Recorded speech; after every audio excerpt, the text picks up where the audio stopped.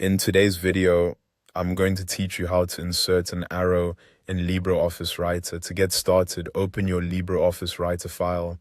This can be any document you're currently working on or a new blank page if you just want to test it out. Once the file is open, take a moment to decide exactly where you want the arrow to appear in your document, because that placement matters before you insert the character. Next, place your cursor in the spot where you want the arrow symbol to be inserted. This tells Writer where to add the character, whether it's in the middle of a sentence, at the end of a line, or on its own line for emphasis. If your cursor is in the wrong place, the arrow will appear there instead, so it's worth checking before moving on.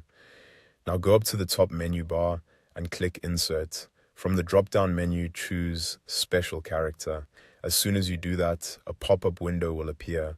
This window gives you access to a wide range of symbols and characters that aren't always available directly from your keyboard, including arrows in different styles.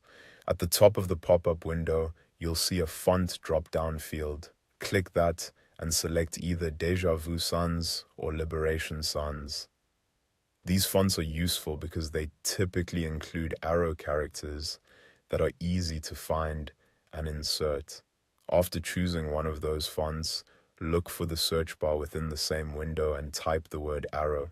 This helps narrow down the results so you don't have to scroll manually through a long list of special characters. From the search results, click on the arrow style you want to use. You may see several options such as right arrows, left arrows, up arrows, down arrows, or more decorative variations depending on the font.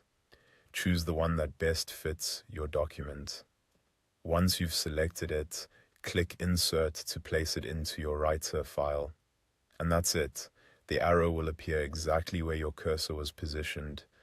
If needed, you can repeat the same process to insert additional arrows anywhere else in the document.